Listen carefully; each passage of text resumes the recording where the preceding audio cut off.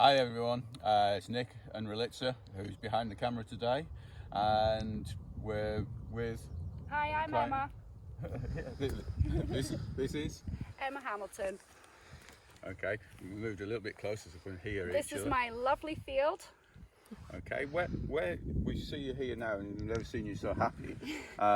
We've known each other for quite a long while now, and your horses. Can you tell us a little bit about the history from where they were and how it was before you came here? Yeah, sure.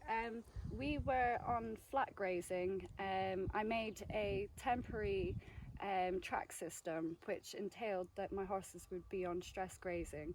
It was a never-ending battle with hay and grass and forage.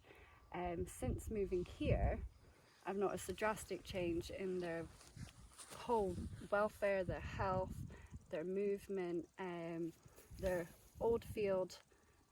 I suppose it used to affect their behaviour as well as their movement, because they were just very flat, grumpy, lethargic. They didn't really want to go out. They just wanted to get the closest bit of grass that they could find. But since being here, we're not having any So worries. what's the big difference? Would you say, I mean, the last place you were at was just very flat, and did they fertilise it and use chemicals on the land, or? I believe so.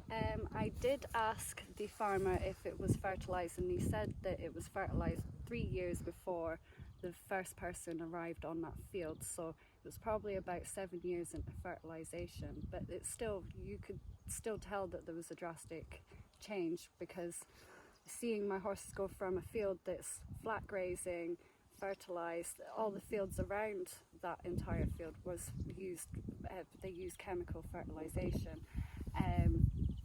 We've got here that's been rested, there's nothing been on here for I think 3 to 4 years, and it's never been treated with any chemicals as far as I'm aware. But there's definitely been a massive change. And with the grasses at the old place, how many varieties or types of grasses would you say there were? There was 2 types. I would say there was 2 types. It was primarily ryegrass that my Loki would just swell up on. He'd become an absolute hippopotamus. And it would affect, as I said, his behaviour. He was actually quite unrideable at times, especially when there was flushes in the grass, because obviously it was affecting his stomach ulcers, and it was affecting him, being able to comfortably move forward. Yeah. Okay. Well, we've seen your horses before, and we can certainly say that they were quite fat or obese, and yet it looked like a billiard ball, a billiard carpet, as it were, or whatever they want to call it. But the thing is, here you've also got a different amount of movement, different type of movement. How would you describe it? I describe this field as a multi-terrain. The horses have got, I've noticed multiple different species of grass. They're not really, as I said, bothered by the grass, but the terrain, it's sandy and it's rocky, and it's got lots of steep hills, lots of steep corners. They've got to step over gorse bushes. It's not flat and boring for them anymore. Yeah. There's a lot of enrichment in this field, which goes a long way. Yeah, absolutely. So what's the plan here then, do you think? Because you've got no electricity, and the horses aren't bothered by the wire at all. They're not interested in the big rich parts of grasses. They just seem to be nibbling away at different species. Yeah, I've primarily seen them nibbling. They enjoy the hedgerows, and they enjoy all in between the trees.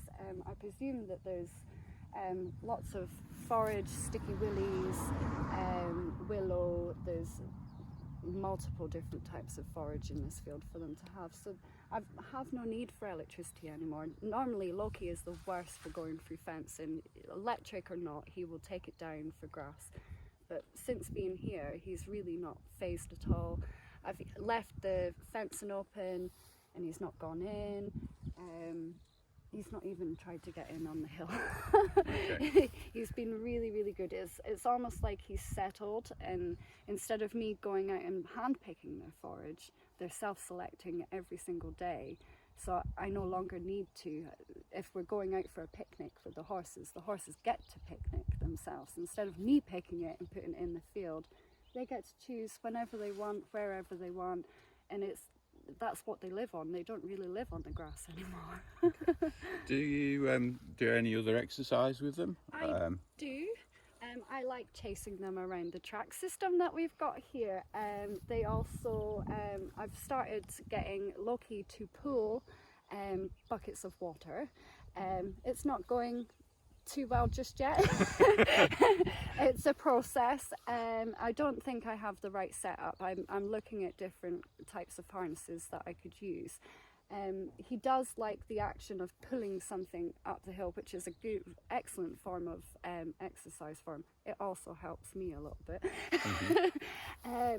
But other than that, we go out for walks, and we're just taking it easy because it's a new field, and Loki being a nervy pony and Minnie not liking him, not being in the field with him, we're just trying to compromise and try and find a happy medium for them both, and possibly get a companion in for Minnie for whilst I'm out with Loki, because I want to go adventuring. I want to get down the beach. The beach is 2.5 miles away from here, and it would be wonderful to take him down and start cantering and trotting in the water.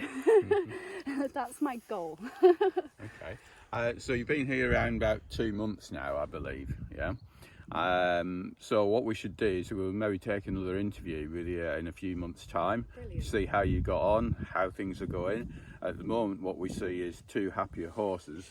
The movement is better, the weight is far better than it was on that stressed area. Minnie was very quite lame on the flat grazing, because moving Minnie from flat grazing to the hilly area, I genuinely thought that it would play havoc with her arthritis and her weight. I thought her weight was going to go up because she didn't want to move forward. But she's blown me away. You know, she had no top line, she was swelling on her legs, but that was all genuinely due to stressed grass, not as much movement, and not different terrain for them to walk on. I think it's been a massive help for Minnie's welfare being here as well, because being a 22-year-old horse, I thought this is going to be Minnie, she's not going to get any better, but she has. Yeah. Well, we always say to people, if you find a hill and rough ground, as rough as possible, go and buy it, go and rent it, because that's going to actually help if you've got an arthritic or a horse with joint problems, because they need to move. It's just like with human medicine. It's like if you're old and arthritic, get moving, go and get going, okay? But anyway, we'll call it a day for that, and we'll come back to you in a few months' time. Perfect. And I'll let Relitza do the interview next time. I'll take the camera. Thank you so much, guys. Okay.